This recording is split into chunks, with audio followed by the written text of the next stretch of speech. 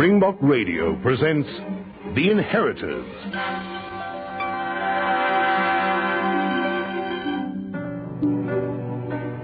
A story of family wealth, power, and intrigue.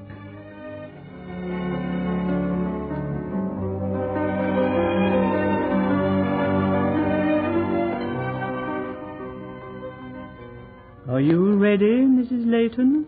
Yes, I'm ready. Very well. We'll begin. Here. Take the cards and cut them back to me. There. Thank you. Now, I'll deal 12 cards face up in a circle. The 13th card is placed face down in the center of the circle. How are you going to read the cards? The reading is anti-clockwise from the card in the 9 o'clock position. Each card represents 1 month. All 12 cards will disclose your fortune over the next year. Oh, what about the 13th card in the center of the circle? The card that's face down. I'll turn it up and read it last of all. It will disclose the overall trend of your fortune. I see. And what is the first card in my fortune? The first card is death.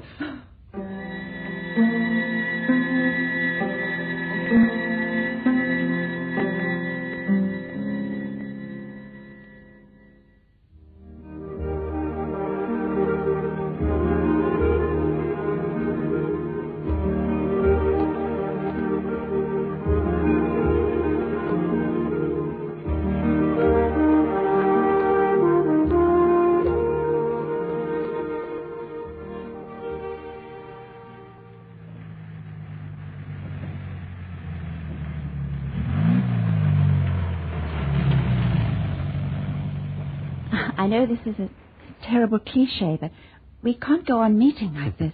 Why not? Aren't you worried somebody may find out? Such as? Well, your wife. Prudence is far too involved in her social activities to be snooping around behind me. I hope those aren't famous last words. Listen, if you want to put an end to our affair, just say so. We both agreed when we started this that it was just going to be a fun thing. No scenes, no emotional involvement. Yes, I know. Well, then, what's the problem? If you want out, I'll drive you back to your car and we can say a fond farewell. Everything is always so cut and dried with you, isn't it? What? Well, your life is an orderly diary of events. You're so organized. Are you setting yourself up as my analyst? No, what I mean is... Oh, I don't know what I mean. I don't have the time for little private complications, Sally. And I think our relationship is losing its beauty. You think it's time for you to move on to new pastures? I'll take you to your car. Wait. What for? Switch off the engine. It was fun, Sally, but it's now time to end. Switch off the engine, please. Well? There's got to... I think I'm... You know. No, I don't know. What are you talking about? I think the expression is a club. With the pitter-pat little feet and all that. It's impossible. No, it isn't. I see. Well, there's no need to get excited. I'll take care of it. Take care of it? I have contacts. Well, that's not what I had in mind. What did you have in mind? Well, not that. I tell you. To your car, you will then go home. Later, you'll receive a call from somebody instructions to you. No. You've got nothing to worry about. But it's illegal. Not when the health of the mother is in danger. And I'll see to it that you're handled professionally as that sort of case. You've got nothing to worry about. No, John. You'll be compensated financially for the inconvenience. Just because you're rich. You think... 5,000 rand will be settled in your banking account afterwards. Subject's now closed. We won't see each other again. John, please. My people, arrangements. Now on, you and I have nothing further to say to each other. And stop crying.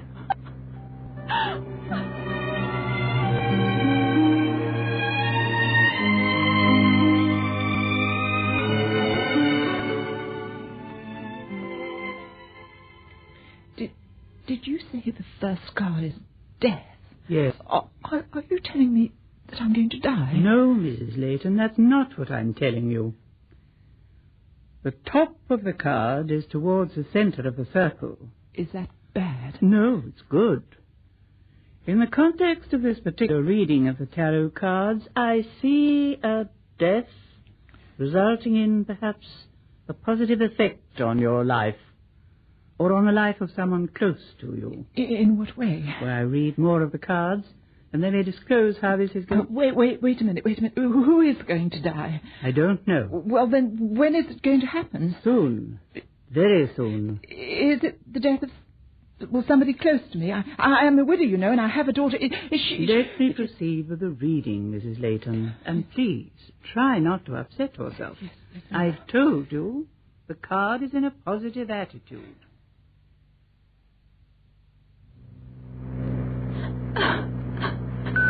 I told you to stop that. Hello? John Drew? Yes? I'll hold on. Who's calling you? Head office, something urgent. Hello? Yes, speaking. Hello, Frank. What's up? Good grief. Are you sure? I see. Well, I'll be back at my office in 30 minutes. I'll see you there. What's wrong? This is turning out to be quite a day. First your nonsense and now this. What's happened? My uncle collapsed and died in his office an hour ago. He's the owner of your family businesses, isn't he? He was. My sister and I are the only family left. So you're going to inherit. That's one way of looking at it. More power, more money. Well, here's your car. Go to your flat. You'll be contacted. We're not going to see each other anymore. That's what I said. I'm keeping the baby. I'm not... Shut up! You'll do as you're told, and don't try running away. The world isn't big enough to hide you from my people. Remember that. If you behave yourself, we'll part friends. If I have to send my people after you, things will be a lot more unpleasant. At the moment, you have nothing to worry about. You'll be looked after. John, please. Get back to your car. Drive home and wait. John, please. Go! Oh. John, please. We've got to talk about this. Please don't send me away. John.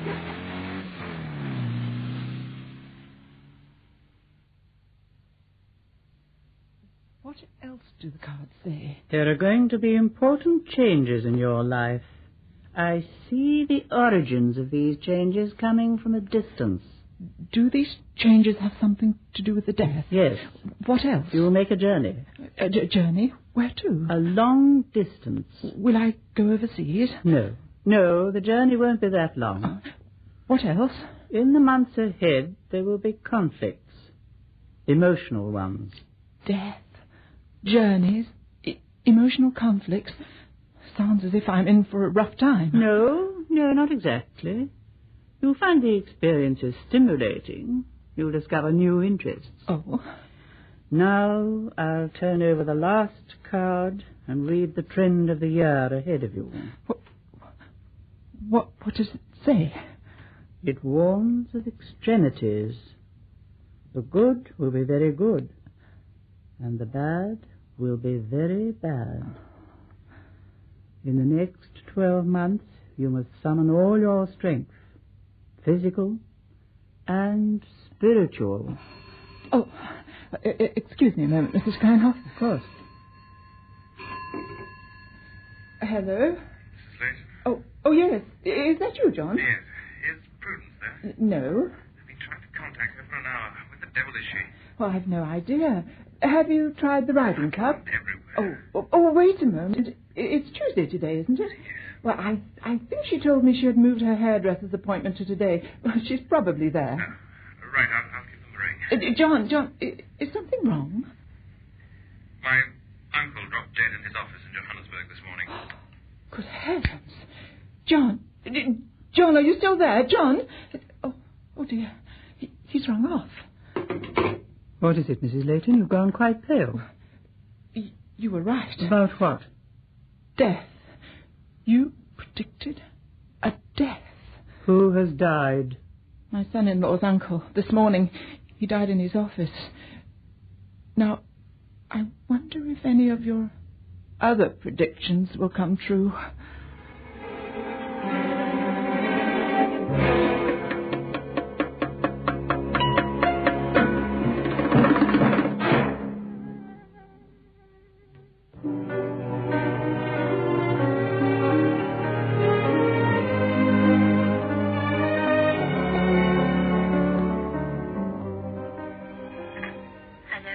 Sally? Yes. I've made the arrangements. You certainly don't waste any time. Pack an overnight bag. A car will call for you at 3 o'clock this afternoon. Where am I going? To the airport. It'll be handled in another city. All expenses paid. Just do exactly as you're told. But what about my job? Your employers will be taken care of. After everything's over, you get 5,000 rand with my compliments. That should tide you over until you find another job. But, John... Goodbye, Sally. We won't see each other again.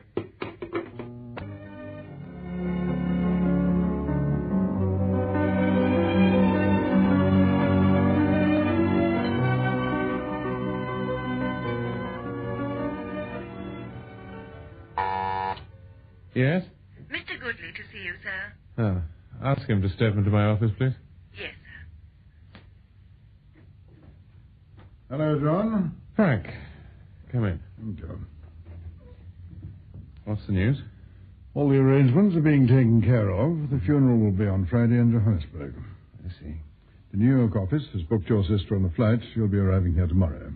Good. Oh, how are you feeling? You all right? Yes, I'm all right. You're the boss now. We're all at your disposal. My uncle always told me that if anything happened to him, I could rely on you. I was the old man's closest aide and personal friend for more than 20 years. Been with the corporation all my working life, which is more than 30 years. Yes, Frank, I know. It was a terrible shock, the old man dropping dead so suddenly. Well, he was 75 years old and still working a 12-hour day. His heart couldn't take it. John, something I've got to discuss with you right now. Yes? Have you ever met or heard of someone called Felicity Ferrier? Not that I recall. Why? I'm not sure yet, but she's in Johannesburg at the moment. Your uncle had been in contact with her, and I think she represents some sort of trouble.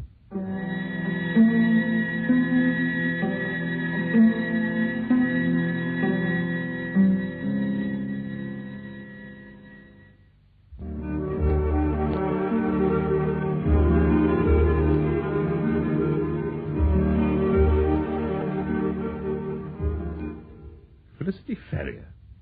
Trouble? Look, I've never heard of the woman before, and I don't know what you're talking about. Her full name's Felicity Alicia Ferrier. Uh-huh. She's 25 years old, travels on a British passport, and has a London address. She arrived in South Africa 2 days ago by air from London. She's living at the Seymour Towers Hotel. So what? The day she arrived here, your uncle ordered his confidential secretary to draw an amount of money out of his personal banking account. The money was used to pay for Miss Ferrier's accommodation at the hotel, rent a car for her, and provide a float of 1,000 rand. I see. Your uncle made 2 telephone calls to this woman at her hotel. The calls are recorded on the switchboard log. He spoke to her on the afternoon before he died, and again the following morning about 9 o'clock. About an hour before his heart attack. And you're saying no one knows who this woman is, apart from her name and address? Our people haven't approached her directly, but we've got her under surveillance. There must be a perfectly ordinary explanation. Why the cloak and dagger stuff? Come on, John, you know the rules. The old man was the head of an international conglomerate of companies, with investments totaling hundreds of millions of rand all over the world. He existed behind a wall of intricate security precautions. He wasn't in the habit of providing funds to people the security division didn't know about. Exactly. And now that you're at the helm, you're in the same position he was in. You'll be watched and protected day and night. The world out there is full of weirdos, kidnappers, blackmailers, and assassins. So, before we move on Miss Ferrier, you're having her pedigree checked, right? We've got to know why your uncle was in contact with her, why he gave her money, and what the situation is now that he's dead. Our people are watching her. What else? As I said, she has a London address. Simpson at our London office is investigating from that end, and we'll get a report from him later today. Has Miss Ferrier been making contact with anyone else in Johannesburg, apart from my uncle? Not to our knowledge. But we don't think she's aware we've taken an interest in her. It might be an idea to get a listening device into a hotel room. It's already been done. Her room is bugged. What sort of bug? Two-headed. It's under the base plate of her telephone. Uh-huh. Pick up anything said in the room or over the telephone.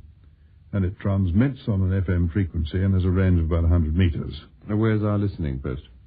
I've got 2 men in a room on the flat below her, listening in shifts. They're in radio contact with the car parked across the street. Uh-huh. There's also a pedestrian tail standing by. I presume the people who installed the bug also searched her room. Yes. She's got a miniature camera and a gun in her luggage. Gun? Oh, she couldn't have brought the gun with her on the plane from London. No, it's unlikely. Must have picked it up in Johannesburg. Our people listed the registration number of the weapon and had it checked.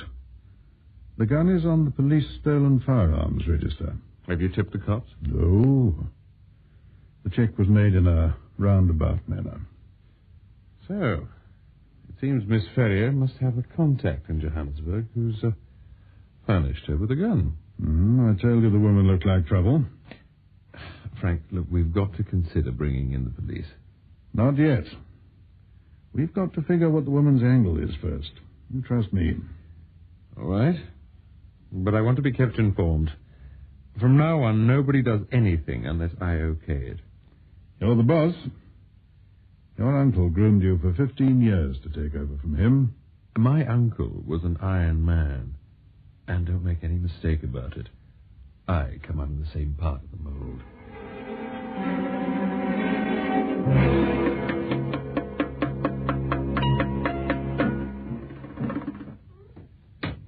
Prue? Are you there? Hello. I thought I heard your car drive up. We got visitors. There's a strange car outside. That's Mrs. Kleinhoff's car. She's talking to my mother in the lounge. And I wish your mother wouldn't cultivate that peculiar woman. Keep your voice down. There's no need to be insulted. In my own house, I shall do as I please.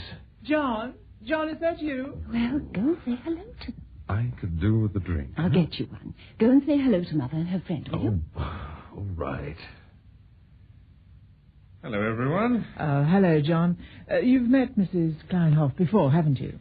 Yes. How's the other world these days? I beg your pardon? Oh, he's just being facetious. I take it you're not a believer, Mr. Drew. Not in hocus pocus, if that's what you mean. You should let Mrs. Kleinhoff read your palm, John. I already know my own past. And if I thought Mrs. Kleinhoff could read the future, we'd all know precisely which shares to buy, which racehorses to back, and... Here's your drink. Thanks. Mrs. Kleinhoff predicted your uncle's death. Is that so? It was in the tarot. Gnosticism. The what? The tarot is Gnosticism. Oh. Here we are in the latter part of the 20th century, and you're fiddling about with the remnants of what was originally an old secret religion. Yeah, I see you know something about the subject, Mr. Drew. I'm not an illiterate. Oh, I've never heard of... What did you call it? Gnosticism? Well, there are a number of theories about it. But one of them is that reading the tarot springs from an old religion in which alchemy and magic form a part. How interesting. It had something to do with the soul of man becoming entangled with dead matter needing to be freed. The followers of this cult believed the universe was full of spirits governed by warring parties of good and evil, representing, of course, by light and dark. Well, nobody really knows the origin of the tarot cards. I said there were a number of theories about it. By the way, did my secretary phone and tell you about my uncle's funeral arrangements? Yes, it's on Friday. And did she also tell you that my sister's flying in from New York? Did she? Yes. Good. It's been ages since we last saw Candace. I'm sorry she's coming back here to such a sad event. She was very fond of your uncle. Well, I must be going. Thank you for the tea, Mrs. Lee. My pleasure. I'll walk with you to the car. Goodbye, Mr. Drew. Mrs. Drew. Bye, Mrs. Kleinhoff. Bye. Next week, we must see if we can arrange... I'm seriously beginning to wonder if your mother isn't going off her head. I suppose next thing she'll be trying to call up my uncle's ghost. Mother is quite harmless. All these palm and tarot readings and seances, it's just a phase. She'll pass through it. Well, I rather wish Mrs. Kleinhoff really could call out my uncle's ghost. What do you mean? There are a couple of questions I'd like to ask the old man. Oh. Is there trouble? No, nothing. Forget it. She's a very interesting woman. Very interesting. Who? Mrs. Kleinhoff. If anyone can be in touch with him, she can. If anybody can... In touch with whom? John, your late uncle.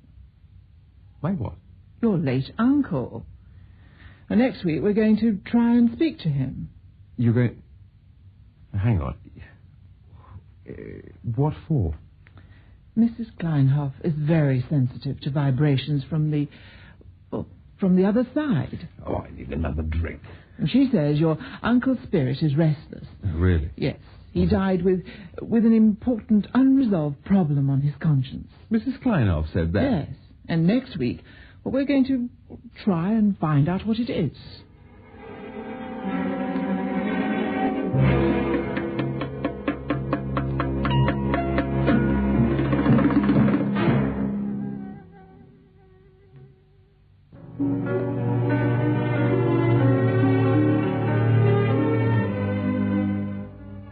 Dinner will be ready in about half an hour. I'm going to have a quick bath first. Oh, the weather's been so sticky today. We'll see you later, dear. Tell me something. What? You said Mrs. Kleinhoff thinks my uncle died with an unresolved problem on his conscience. Yes. Well, how does she know? Well, I told you she's sensitive to vibrations from the spirit world. Look, she must have some other basis for what she said, surely. He wasn't consulting her before he died, was he? No. Oh, actually, he'd never met her. I think so. John, why are you so interested all of a sudden? I thought you said it was all hocus pocus. Yes, well, I suppose I should keep an open mind. There's lots of things we don't understand, John. Look, do me a favour. What favour? I heard you saying to Mrs. Kleinhoff that you were going to arrange a séance next week. Yes, that's right. Let me know what happens. I must say, this is an about-face on your part. Let's just say I like to hedge my bets. That's all.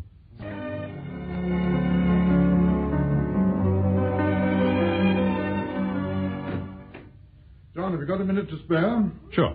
Take a seat. Thank you. So what's on your mind? That girl. Felicity Ferrier? No, I mean Sally Post. Oh. Little Miss Blue Eyes, as I think you used to call her. What about her? May I be direct with you? I'd prefer it. You're a ladies' man, which up to a point is your own business. Get to the point, Frank. The point is that your affair with Sally has resulted in a condition not only foolish at a personal level, but also very bad for your image as the new chief of Drew Companies. Yes, you're right. I made a stupid mistake where Sally was concerned. It won't happen again. However, there's nothing to get excited about. She was a nothing. Not quite. No? She's got a brother, a young man called Paul Post. I've never heard of him. Does he carry any weight? Well, it depends on how you look at it. Paul is a very intense person, if I may use that description. Well, I doubt very much if Sally will talk to her brother. I got the impression she was a very private young lady. She comes from a very conservative background, and being an unmarried mother is hardly something she would want to reveal to her family. But you've arranged that she isn't going to go so far as being a mother. That's right. The moment she's being admitted to a clinic. Once that's over, Sally will be no danger. Let me tell you a bit about her brother Paul. He works for a new publication called the Daily Orbit. He's a reporter. He's also an ecology nut. And so what? Paul has recently been taking a lot of interest in one of your factories, the plant at Sunrise River. Mm-hmm. He recognizes that the factory is polluting the local river and ruining the natural wildlife environment. What do our legal eagles got to say about it? We're operating within the law. There's nothing more to say, is there? Paul has developed a very strong dislike not only for the Sunrise River factory, but also for the Drew family. Too bad.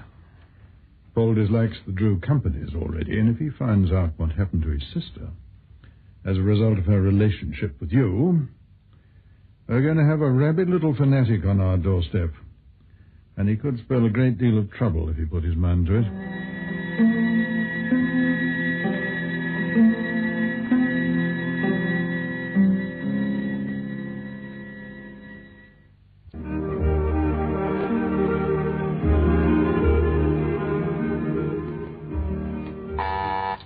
Yes?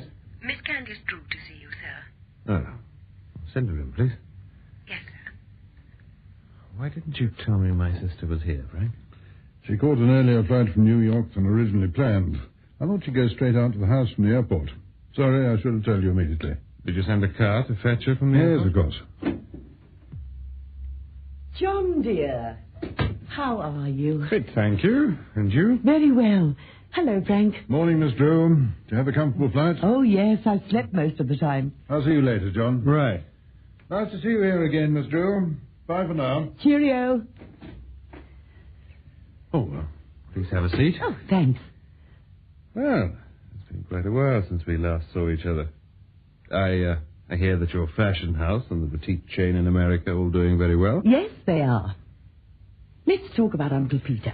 Well, the funeral's tomorrow at 3 o'clock. But what happened to him? He was so fit and strong. He was also 75 years old. He simply overworked himself. And so he had a heart attack. Well, the last time I spoke to him, on the telephone last week, he told me he was taking things easier and letting you handle most of the pressure work. Yes, but all the same, he still put a very heavy strain on himself. And he took a hand in just about every decision. After he died, I telephoned his doctor from New York. He said the old man was in excellent physical health, at least in respect of his age. What are you getting at, Candace? I told you I spoke to Uncle Peter on the telephone last week. Mm-hmm. While we were speaking, I got the impression that he sounded... Well, I don't know, it's difficult to explain. He sounded worried. Worried about what? I asked him if anything was wrong, but he just said he had a problem that needed sorting out. A special problem. Did he say what the special problem was? No. That's very interesting. Is it? Yes. You and I are the inheritors of his estate. A gigantic one, to say the least. If there's anything you know that I should be informed about, let's hear it. Yes. Yes, there is something. Well, tell me.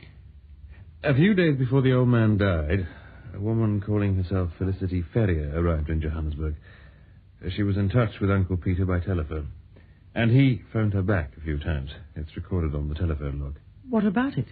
The old man paid for Miss Ferrier's hotel accommodation at the Seymour Towers Hotel, rented a car for her, and gave her at least 1,000 rand in cash.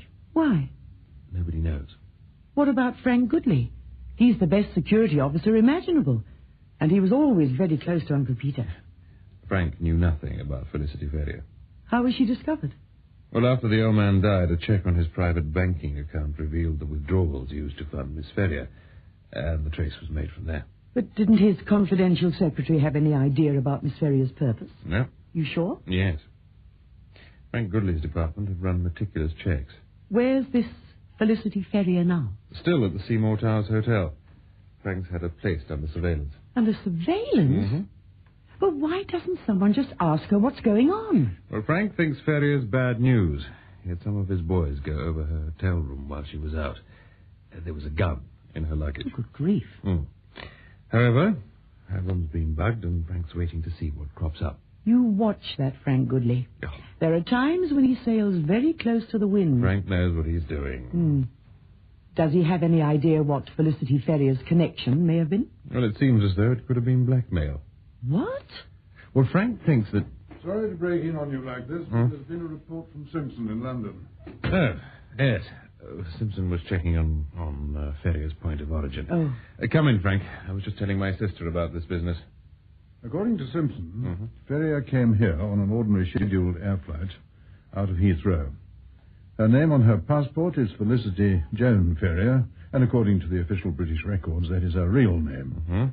Her London address is a house in Bayswater Road. I see. What else? She was sharing her accommodation with a couple of Australian girls on holiday in Britain. Yeah. There doesn't appear to have been any special connection between Ferrier and the Australians. They're all just sharing cheap digs. How long had Ferrier been living in Bayswater Road? About 6 weeks. And prior to that? She worked as a hairdresser in the city for 3 months.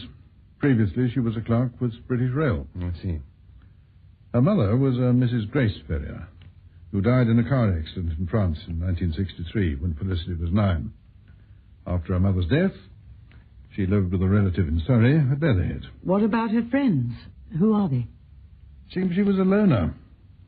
Simpson's still digging, but so far it looks like Felicity had no close friends, not even a boyfriend. But isn't there some indication why the woman contacted Uncle Peter? Not yet. Well, keep Simpson on the job. We want to know a lot more about Miss Ferrier. Is there any news from the men you've got keeping her under surveillance? They say she's keeping to her hotel room. I mentioned to my sister that a gun was noticed in Ferrier's luggage. Someone must have supplied her with a weapon. The gun is listed on a stolen firearms register. Do you think she was planning to shoot the old man? No idea. Perhaps she obtained the gun for her own protection. She may have thought her approaches to your uncle could place her in danger. You know, the more I hear about Miss Ferrier, the more I think this is a matter for the police. Before we bring the authorities into this, I think we should establish what Felicity Ferrier's game is. It could be very much in our interest to play our cards close to our chests, as the saying goes. So far, I'm in favour of that. Sorry I interrupted your conversation, but I thought you'd want to hear what Simpson reported as soon as possible. Thank you, Frank. All right, I'll see you again later. You seem to be running this place like a school for spies. I believe in gathering intelligence. Just don't forget, I'm the other half of the corporation. I expect to be kept up to date. Naturally, my dear. Well, we'll have plenty of opportunity to talk business later. I came here directly from the airport. And now, before I do anything further, I want a bath and a change of clothes. Well, you've one of my cars at your disposal. The driver will take you out to my house, where everything's being laid on for your arrival. Oh, thank you. Tell me, how's Prudence these days? Fine, just fine. No pitter-patter of little feet yet? No. Oh, by the way, there's a local board meeting here this afternoon. I expect you want to be present. Oh, what time? Starts at 3. Nothing fancy, just a quick roundup of the situation. We'll be holding a more important meeting next week. I brought a couple of my own attorneys with me from the States, and an accountant. As I spend a lot of time travelling, I want my people to have an eye on my interests. Good heavens. Don't you trust me? John, dear, I don't trust anybody. Well, I'll be going now. I'll see you at the meeting this afternoon. Bye. Yes, bye. I suppose you could say we're a couple of chips off the old block.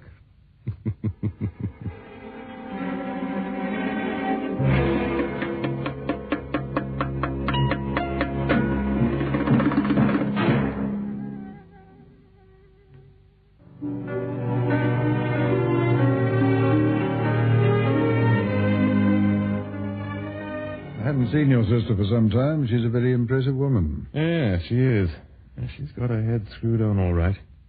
She's brought 2 attorneys and an accountant with her. Yes, I know. Are all the details for my uncle's funeral tomorrow in order? Yes, it should run like clockwork. My wife, her mother, my sister, and I will travel together to the church for the service, and from there to the cemetery, right? That's right. I'll be glad when it's all over. Miss Felicity Ferrier also seems to be getting ready to attend the funeral. That's so. Yes, she bought a black dress today, matching gloves and shoes and handbag. Look, we can't go on playing cat and mouse with her much longer. Something's got to be done about that woman. Patience, John. Miss Ferrier will be taken care of when the time is right.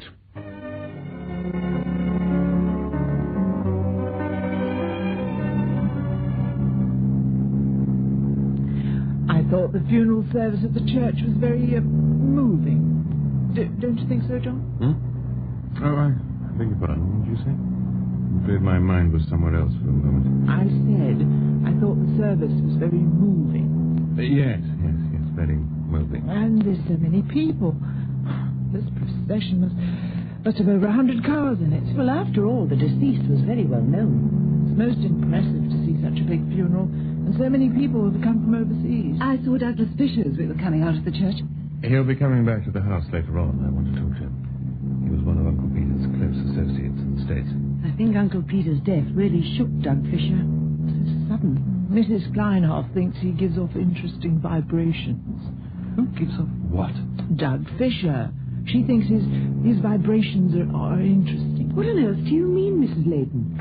She means Mrs. Kleinhoff, who's the tame witch she's been cultivating. John, really, that was very unkind remark. Mrs. Kleinhoff isn't a witch. She's a psychic. Psychic? Are you interested in that sort of thing? Oh, yes, very much.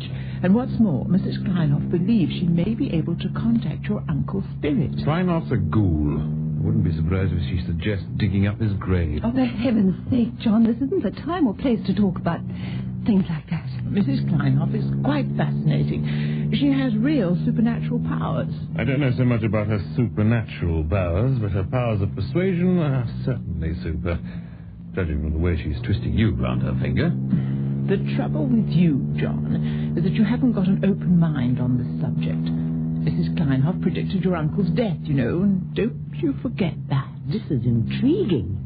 Are you saying this Mrs. Kleinhoff actually predicted Uncle Peter's death? Well, she didn't exactly say it was your uncle who was going to die, but on the very morning of his death, she read the tarot and told me that someone close was going to die soon. I see.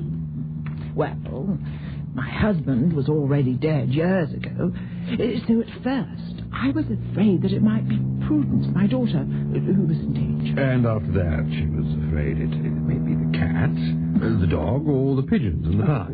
I presume I was somewhere further down the list. John, why are you in such a bad mood? He isn't in a bad mood. He's just cynical. Has this Mrs. Kleinhoff made any other accurate predictions you're aware of? Oh, yes. Oh, she's very good. But predicting death seems to be her forte, if you know what I mean.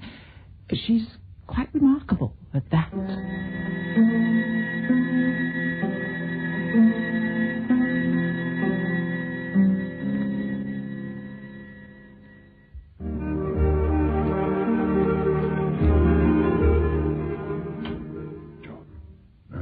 With you. Oh, sure. What is it? She's here. Felicity Ferrier. Where? You can't see her now. She's mixed among the mourners on the west side of the grave. Yes, you mentioned yesterday she'd worn a black dress and accessories. So we were more or less expecting her to turn up. She's been taking photographs of the funeral. Are you sure? Yes, one of the security men spotted her using a miniature camera with a handkerchief wrapped around it. Mm-hmm. She was raising the handkerchief, pretending to dab her eyes and taking pictures. Was she photographing anyone in particular? We're not sure. But it seems she was just getting pictures of the crowd in general. Look, isn't it time we leaned on her? As long as she isn't aware that we're following every move she makes, I think we should hold our fire. And talking about fire, we know she picked up a gun after she arrived from Britain, and that really worries me. I found out how she got that gun. The weapon's on the stolen firearms list, I know that much.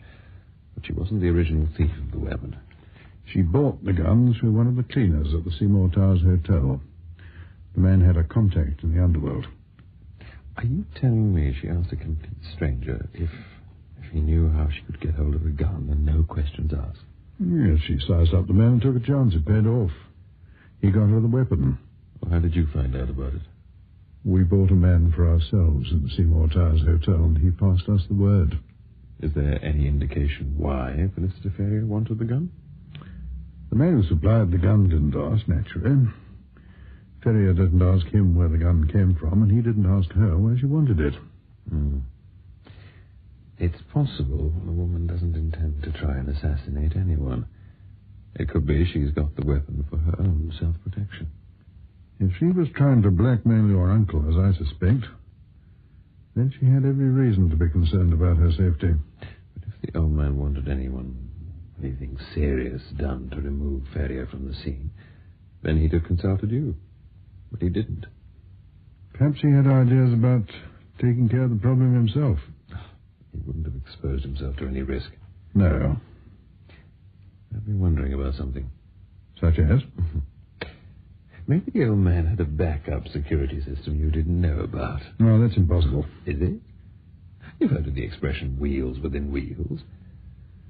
Keep digging, Frank. Just keep digging. Don't worry, I will.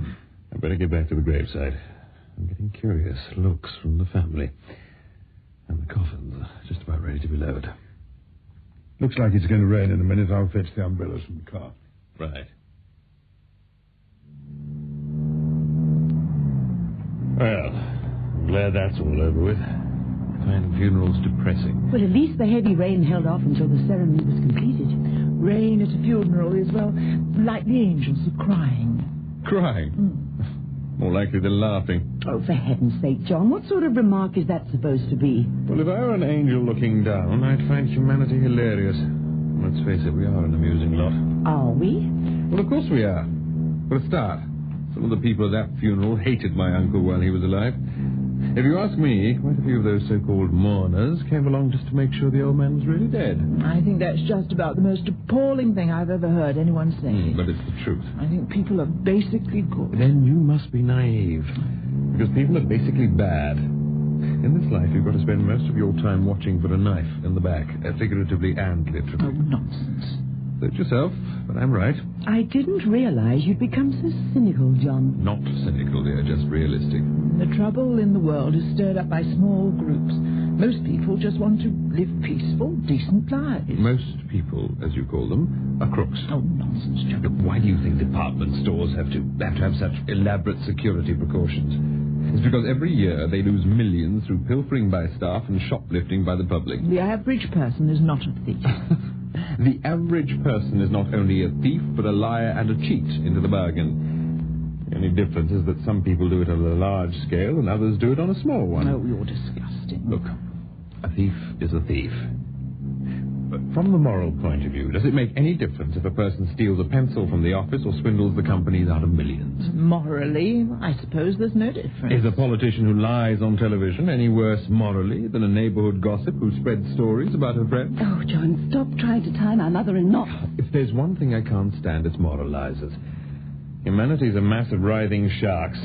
Diogenes was wasting his time. Diogenes? Who's that? He was a Greek cynic philosopher of the 5th century BC. Oh, what's that got to do with what we're talking about? Diogenes lived a life of asceticism. He taught that the only good was virtue. He believed a return to nature and simplicity was essential, that physical ease and pleasure, along with wealth and honor, were contemptible. And his philosophies didn't exactly catch on, did they? When Alexander the Great inquired of Diogenes what he could do for him, Diogenes asked him not to stand between him and the sun. When Diogenes died, the Corinthians erected a statue in his honor. You can laugh, John, you can laugh. I doubt if anyone will be erecting statues in honor of your virtues.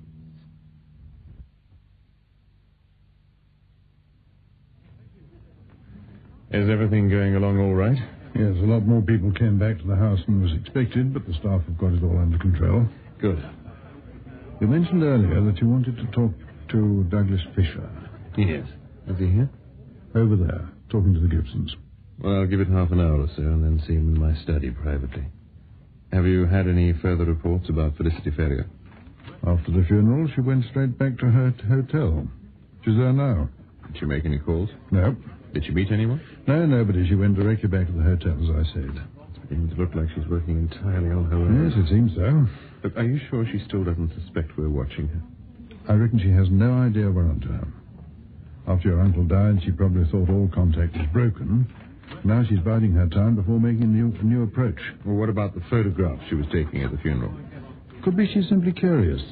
She could be updating a file of who's who. Any further news from Simpson in London? Not yet. He's still checking on her background. Look, I'm telling you, Frank, we can't go on pussyfooting around this woman. Attack's often the best means of defense, you know. Gathering intelligence, solid intelligence, is the best means of defense. Before we act, we must try and find out precisely what we're up against. Let's hope Simpson can uncover something important about her background in London. He's a good man. If there's anything to be found, he'll dig it up. Don't worry.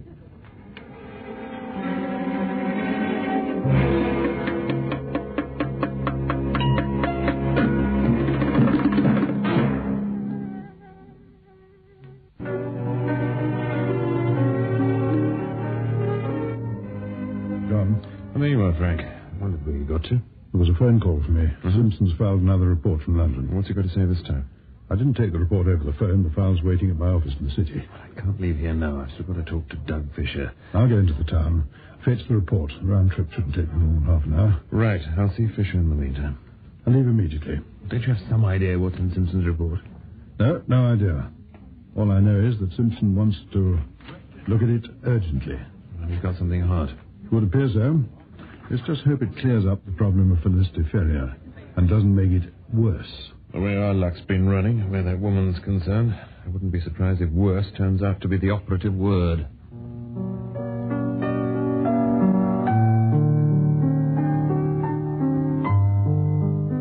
Listen again tomorrow to another episode of The Inheritors, a story of intrigue.